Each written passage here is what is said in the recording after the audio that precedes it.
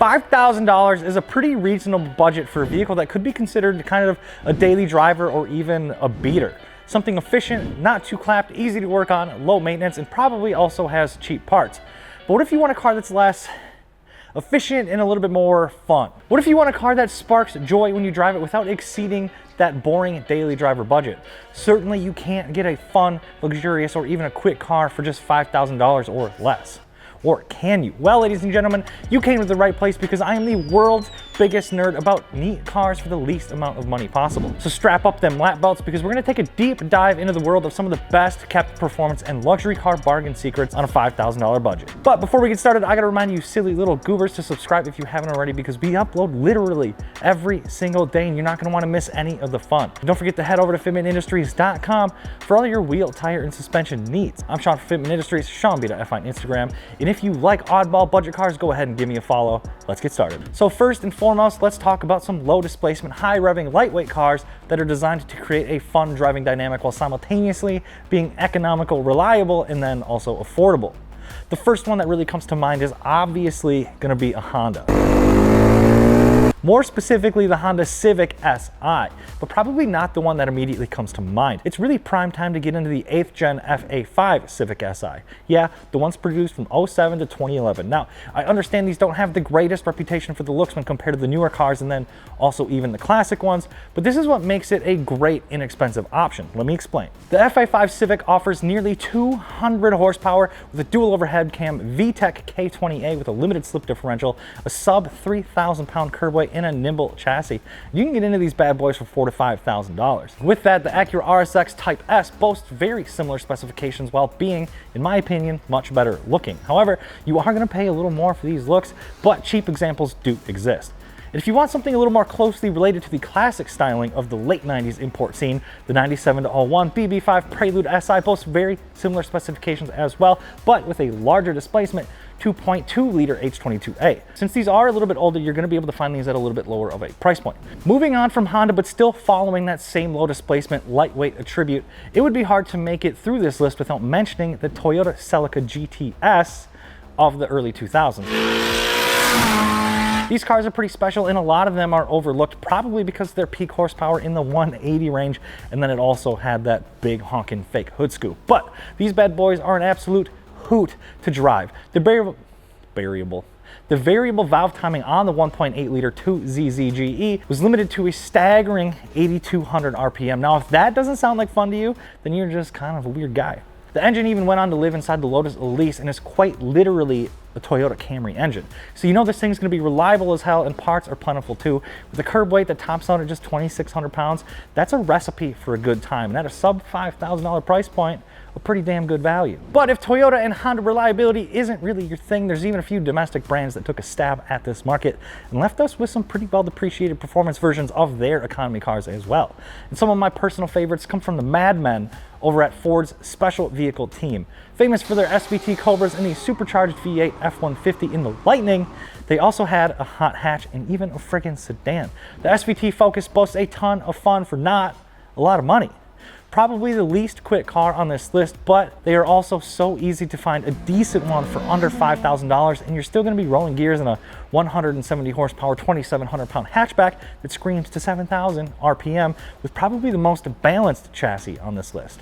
And then if you want to add a bit of comfort and practicality to your SVT tuned suspension, you can even step it up to the larger Contour SVT sedan. It is a bit of a lardo in this category at just over 3,000 pounds, but it makes up for it with its class medium of 200 horsepower. But what really sets this car apart from the others here is that this one is actually a V6 with class leading torque, 170 foot-pounds of it to be exact. These cars can do honkin' burnouts. And there's some of the most comfortable seating in this category, and oddly enough, this porker is actually quite the autocross competitor. These cars were super well engineered and they have a very aggressive ground effects package, and this is one of the last manual sports sedans to come out of Ford. But we obviously couldn't make it through this list without mentioning the good old Mark IV Volkswagen. These cars are literally everywhere in many varying conditions with a couple different engine options as well, with manual variants being plentiful and easy to find. Now, I'm sure you all know that the 1.8T is a pretty popular platform to modify, and it can be had for very cheap. Oh my gosh! And that the VR6 can be its own beast as well with its very torquey inline V6 engine thing. So for those of you who don't know what a VR6 is, it does have a V configuration, but it's only a 15-degree V. It's so narrow that Volkswagen Group actually is able to keep the valves and the cams in one head, giving this engine the torque of a V6 and the smoothness of an inline six. But it also allows the entire package itself to be no larger than a 4-cylinder engine. It truly is an engineering marvel. But the real gem here is the 24-valve VR6. As opposed to the regular 12-valve found in most of the base VR6 models, the 24 valves don't typically cost a whole lot more than a 1.8T, but boasts a fair bit more power and torque than both the 12-valve and the 1.8T. These engines have such a strong power curve that they genuinely feel quite quick for just 200 horsepower, 200 foot-pounds of torque that they produce. And they make the most magnificent sound ever.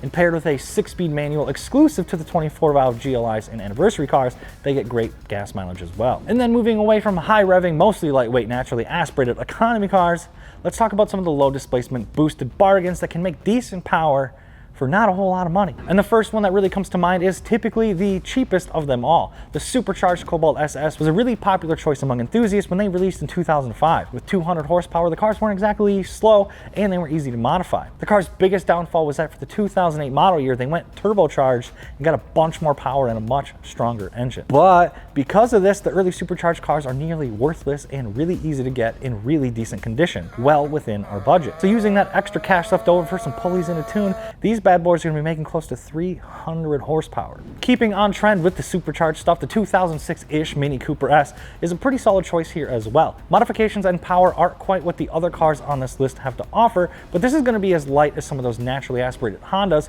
with really similar specifications at 168 horsepower. But these cars make a solid bit of torque compared to the NA Hondas, and the way the supercharged engine makes power all the way through, the rev range is definitely going to give you the advantage if you put up head-to-head against those other cars. And they're actually quite roomy inside, so don't overlook these just because of their weird small reputation. These are a hoot to drive, and I highly recommend giving one a go if you've never driven one. Another big one people sleep on are the 2.3-liter 5-cylinder stuff from Volvo. The early Volvo 850 turbos and 850R have extremely stout drivetrains and have an amazing exhaust note.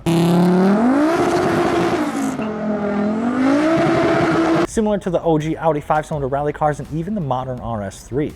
The only downside is that they only came in automatic for the US. However, for the facelift change on these cars in 1998 came the introduction of a manual option with that 2.3-liter engine in the T5 trim of the Volvo S70, which is the sedan, and then even the V70, which is the wagon.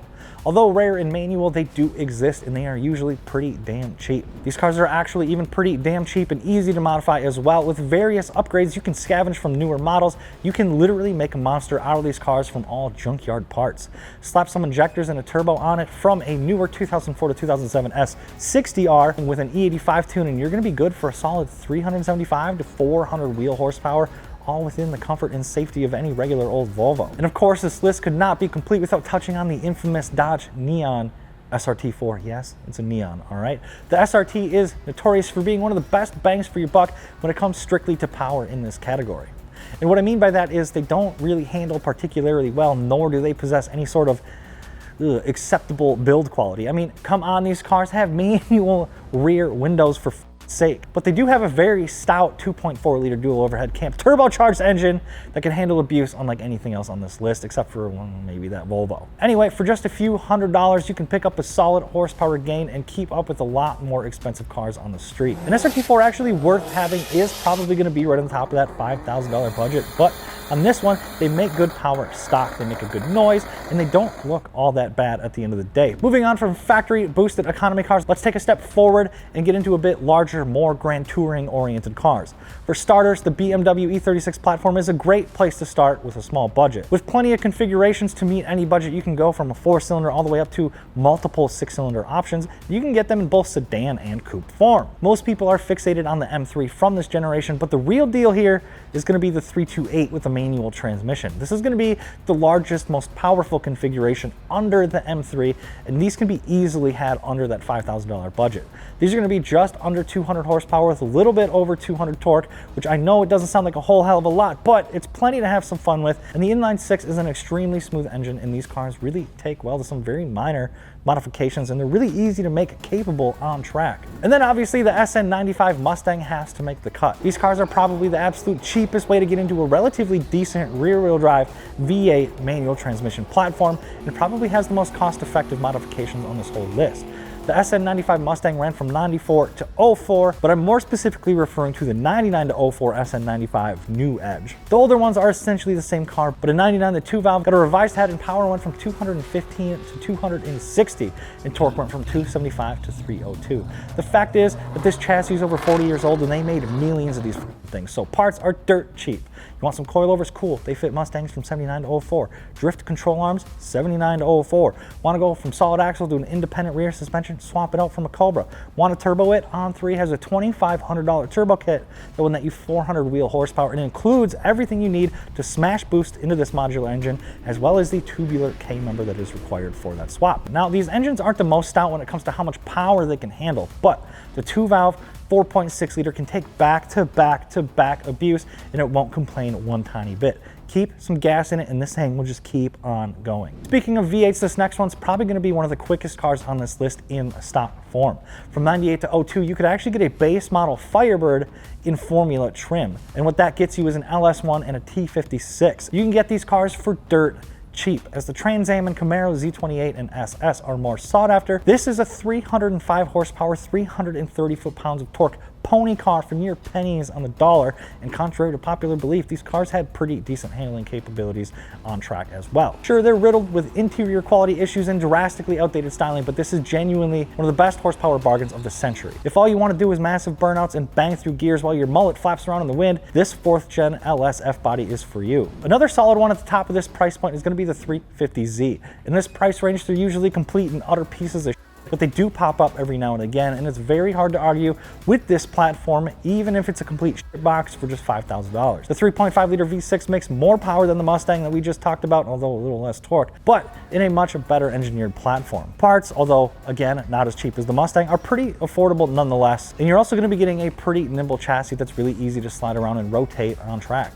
Engine mods don't go very far without the complicated addition of boost, but it's such a good combination of chassis, power, and looks that this is the modern 240SX, and they will disappear from the budget buy list soon. Completely jumping ship here, you can also get an absolute brawler of a twin turbo all-wheel drive 6-speed manual B5 Audi S4. Now, with a stock power number of 250 and then 250 torque, in factory trim it's not the fastest thing on this list, but it's really easy to get these cars to 350 wheel horsepower with a super aggressive power curve while retaining the luxuries of a top-tier 2000s sport luxury sedan. The build quality of these cars is nearly unmatched for the time period, and the way that these cars make power all the way through, the power band makes them feel much quicker than their actual peak power numbers lead you to believe. And they put off one of the best exhaust notes that I've ever heard, so long as it's not straight piped. Audi's famous Quattro all-wheel drive will get you through all seasons, and the design itself has absolutely stood the test of time. Unfortunately, at this price point, you're probably looking at silver and black cars, as the cool color cars demand a premium money. B5 S4s are just about at that tipping point where they're going to start appreciating, so get one while you can. You will not regret it. Once you get through your mid-size Grand Touring sport-oriented cars, really the next best way to spend your $5,000 is going to be getting into a big, huge luxury boat. Let's start off with the Audi A8, but more specifically the A8L, designating the long wheelbase. Coming to the US in 2000, the long wheelbase A8 started at just under $70,000 and came standard with a 300 horsepower 4.2 liter V8, heated rear seats, privacy shade, and comfort aimed at long road trips. This truly is the gentleman's cruiser and should not be forgotten. Projector headlights and bi-xenon lighting was optional, as well as a heated steering wheel. And the aluminum space frame and galvanized exterior has kept these cars in pretty damn good condition. And these older 4.2s had timing belts not changed, so reliability was not even a question for these things. These days you can get into a well-kept first generation A8L for just under the $5,000 mark, and you can cruise around in luxury like the wealthy did 20 years ago. And then arguably a step up from the Audi A8L would be the E38 BMW 7 Series long wheelbase. But these were available with a couple different engine options. You could get a 280 horsepower 4.4 liter V8 that did just fine, Or for a lot more money then, and not a whole lot more money now, you could get the 5.4 liter V12, boasting a lackluster by today's standards 322 horsepower and had an average cost of just over $90,000. And that was back in the late 90s and early 2000s, which is equivalent to about $135,000 today.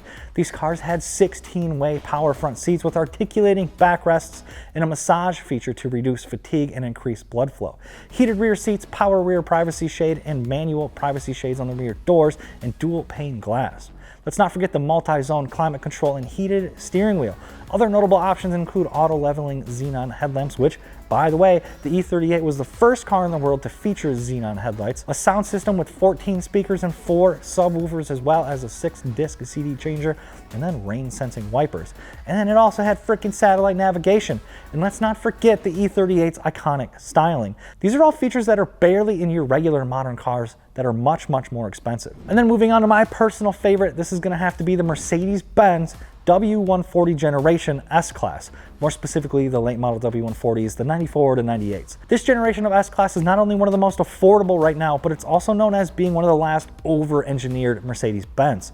And these cars actually costed Mercedes over $1 billion, with a B, dollars to develop. Let that sink in. The W140 S-Class was available with 4 engines in the US. The S320 with a 230 horsepower inline-6, the S420 with a 275 horsepower 4.2 liter V8, and the S500 with a BMW V12 spanking 315 horsepower 5 liter V8, and the unrivaled S600 with a 400 horsepower 6 liter V12 that went on to be the basis for the Bacani drivetrains. In fact, let's listen to this frickin' V12 vote with equal length headers.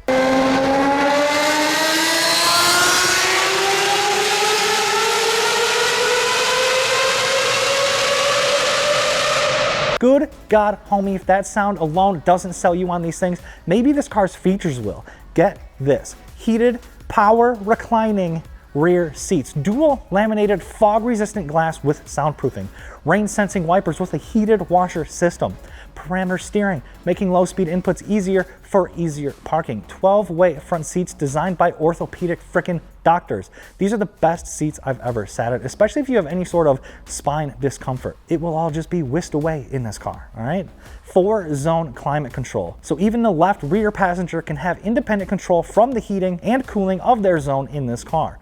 And an awesome soft closing door and trunk feature. All you have to do is gently shut the door and it will suck them the rest of the way in. And all of this can be had for literally freaking pennies on the dollar. The real winner here is the S500 with that 315 horsepower V8 because it's cheaper to maintain than the V12 and still has better performance statistics than the V12 BMW. The W140 S500 is the best car that you can buy under $5,000. But that's about gonna wrap it up for this list of the best cars that you can buy for under $5,000. Let me know what your favorite cars under $5,000 are in the comments, and then also let me know what you think I may have missed. I hope you guys enjoyed the video or at least found it informative. If you did, go ahead and give this video a thumbs up. I would really appreciate it. And of course, don't forget to subscribe to stay up to date with all of our daily uploads, and head over to fitmentindustries.com to get some wheels, tires, and suspension to take your ride to the next level. I'm Sean from Fitment Industries, SeanB.FI on Instagram. Thank you so much for watching. Peace.